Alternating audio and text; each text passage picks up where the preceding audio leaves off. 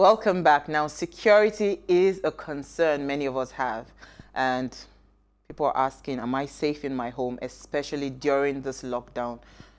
People are wondering if also their offices, their businesses that they've shut down for a while are also safe. Now, our guest, Dickson Osajie, is the CEO of the Breeze Protection Services Limited. He is a security expert. He started his career as a young soldier at the age of 20 in 1998 and was enlisted as a member of the 47th Regular Corps of the Nigerian Army and was also posted to serve in 245 Reconnaissance, Armored Battalion in Ikom, local government of Cross River State.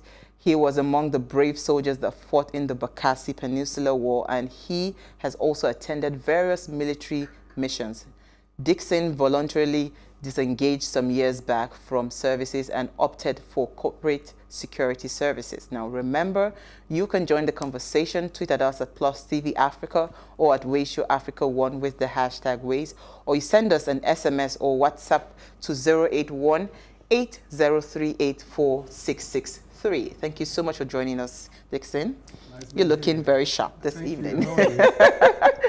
Okay, we're talking security, and it's been a really huge concern for a lot of us, especially with this lockdown, where we have an economy that a lot of people thrive on daily income.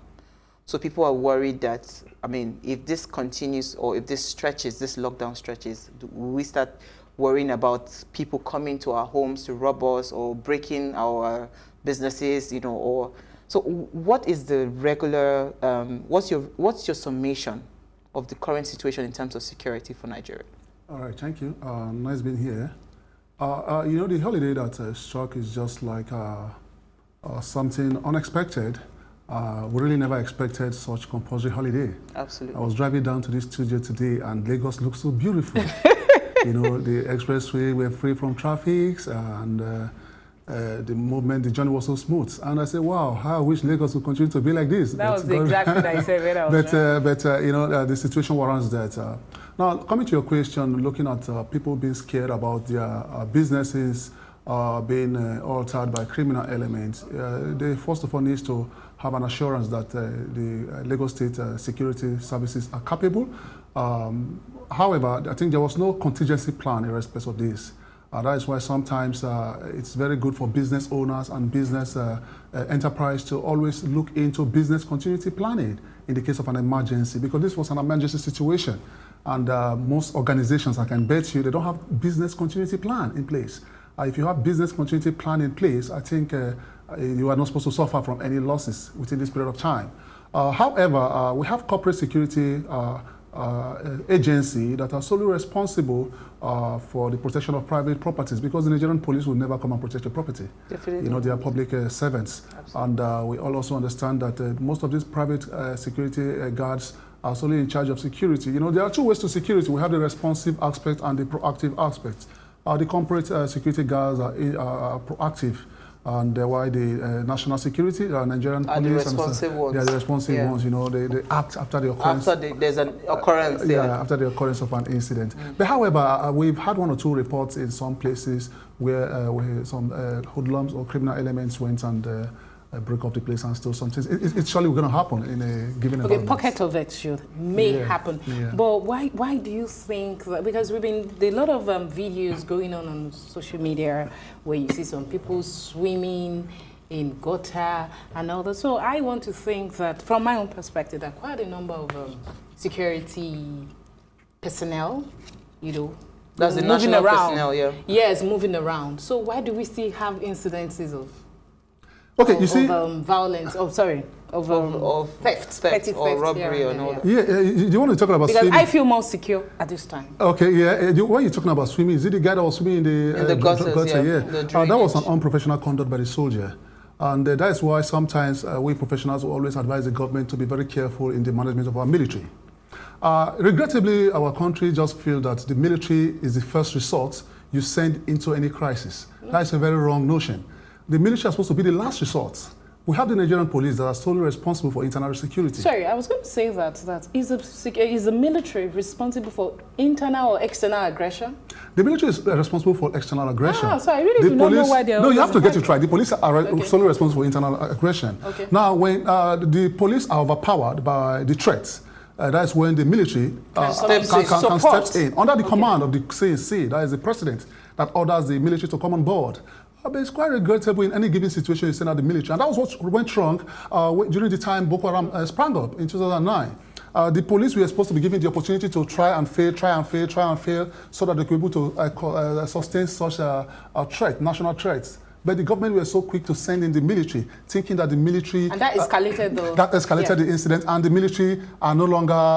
the military have overpowered. The Boko Haram, in fact, let me use the word, see finish, you know. They don't even give it down. In the early days... So they should have been the last resort. Oh, sure. We shouldn't have used our old arsenal. In the early days, while I was still in service, I remember there was an incident taking place in Obudu Axis. It was a communal conflict. And we were asked to go and disperse that conflict. That was in 1998. You were still in service at that time? Yeah, I was still in service in 1998. And before we got there, everybody has dispersed. You know, there is this fear about the military. Before the military should come out of the barrack, this incident must have overpowered the police. But it's quite regrettable this time around. We always push in the military first. And but you know, now that the police have been given the authority, so to speak, to arrest and all that, but we know that the police are always prone to misuse their legitimate powers. Yeah. So how do you think we can curb this menace? Yeah, I think at any given situation, even if it's election, you find out that the police mismanage their powers.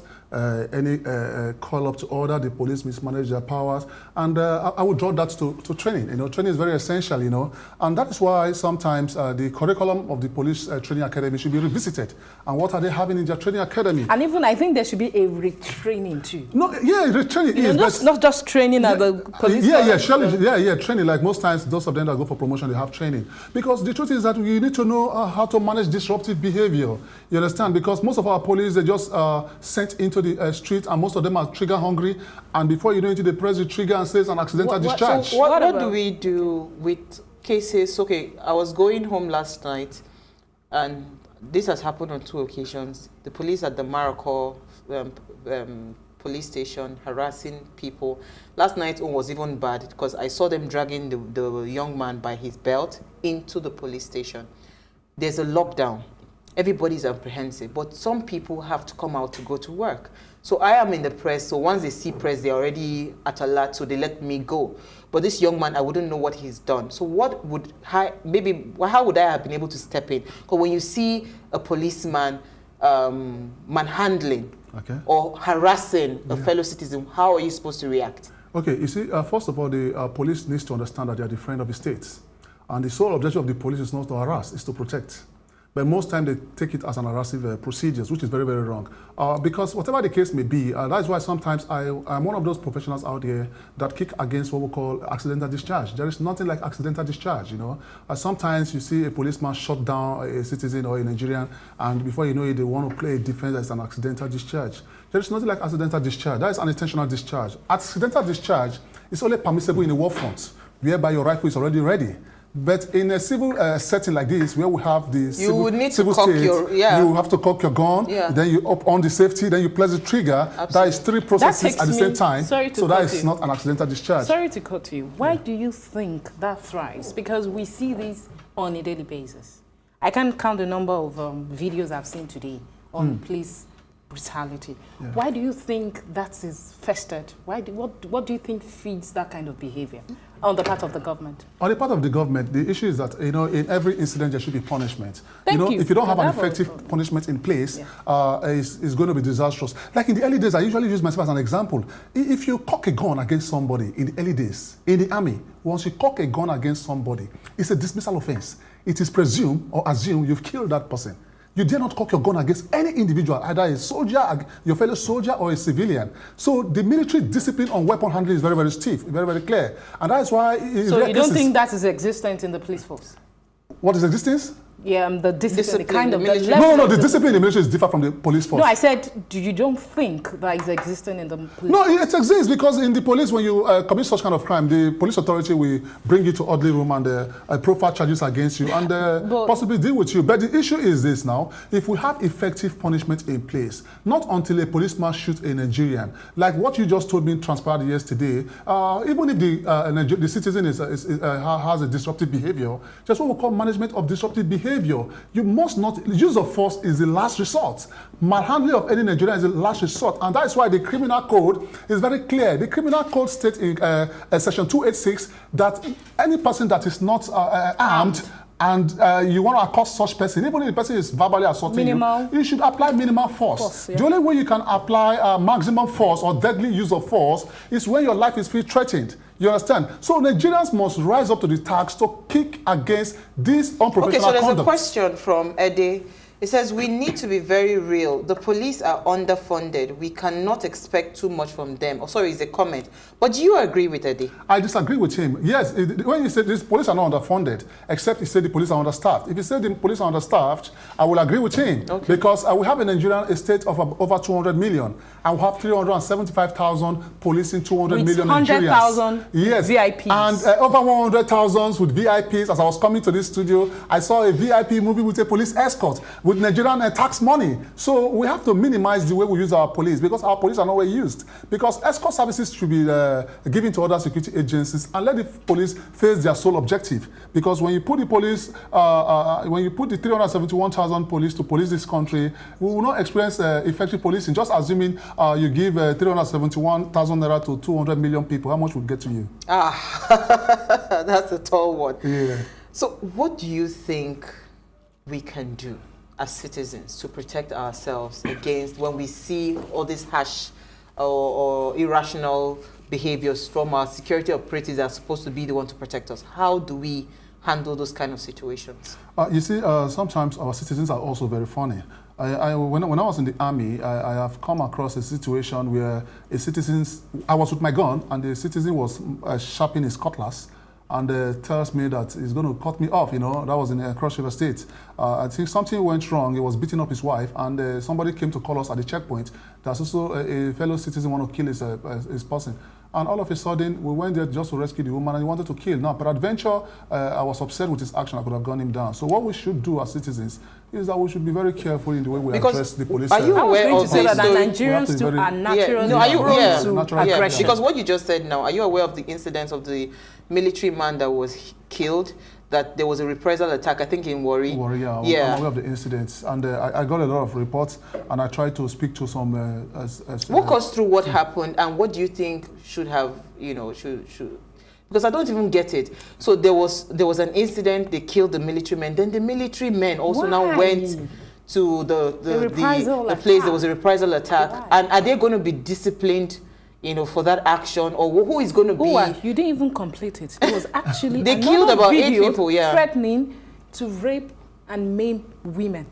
So how do we solve that kind of a problem? The Nigerian army as it is now, I think they must have set a board of inquiry to inquire into the incident. Definitely they have, yes. Yeah, what went wrong. I saw the video and I tried to speak to some of my colleagues in Warri and I was made to understand that the guy that was killed was trying to assault the soldier or maybe was talking to the soldier rudely, and that is why Nigerians should be very careful the way they speak to the security agency because you never can tell the mental state of that security personnel or that security professional. So you need to also understand that the security agents, they are there to protect you. I don't think if this guy had seen the soldier and say, sorry sir, yes sir, okay sir, all right sir. No soldier is a madman in the street. No policeman is a madman in the street. Because one thing about soldiering is that no soldier want to be defeated by words of action. You understand? So you might want to try to defeat a soldier by words through what we call verbal judo. You want to attack the soldier verbally. The soldier might not take it funny with you because by his training, he's not trained to be defeated. And that is why the Nigerian government must be very careful in projecting these soldiers into internal security. Because when you project them into internal security, these are the results you're going to get. Because the first training of a soldier is to protect the state and neutralize the enemy. So you're saying that we should increase the civic orientation, education of citizen. But I think, don't you think it should be both ways? No, it should be both ways because the military itself, there's no place or in even the military. the entire security apparatus of the Nigerian government. The Nigerian security apparatus need a kind of revamping or an overhaul to bring them back to a good state of policing or soldiery, because too much of error every day, every time. In the United Kingdom, I was in the airport one day and a lady was being arrested by a British police. She was insulting the British police, slapping him, beating him up. The British police was all right, okay, was so calm. But at the end of the day, charges will be brought against the lady for assaulting an officer of the law. If we allow our security agency to understand that whoever assaults you will be dealt with by the state, they will minimize their actions. But I think they can actually go and report it. So this boils down rather to the fact that we cannot capture the true data of every citizen. Because if I know your house and you slap me, I'll keep quiet like you've not done anything. You can apprehend. Then tomorrow, I will just bring my lawyer and the policeman to come and arrest you in your house. But because we do not have that proper data capturing of our citizens, we don't know where you live. Even when people drop their addresses, it's wrong. So it all ties up to that distrust that I think people have. And that's why most times they want to take laws in their hands and just deal with the situation there. I think what he was talking about is a civilian assaulting a It doesn't matter. That's what I'm saying. If the policeman knows that I can find you, at the end of the day, I will locate. He could have even apprehended her at that time. I will locate you. You can't slap a policeman in the checkpoint and go scot-free. They'll hold you down. It's going to apply minimum force, and Section 286 of the Criminal Code accord him that power. But don't you think the foundation of this is the recruitment process? No, it's not the recruitment process. I think it's the training process and continued training process and discipline and punishment. You know, if you don't have an effective punishment in place, it's just like in a workplace environment. In any given organization, statistics has proven the fact that 13% of people will steal. And same statistics proves that if those 13 people that steal in the company are not punished, 63% of people will steal. How? And that is why companies begins to fold up because there is no deterrence measure in place. There is no effective punishment. I was talking about recruitment because most of the time when this advert and all that for recruitment process, a lot of people that turn out because of an unemployment. Okay, so particularly because they don't have a passion for it. I think we'll take a quick break. You answer the reprisal. Please stay with us. We'll be right back.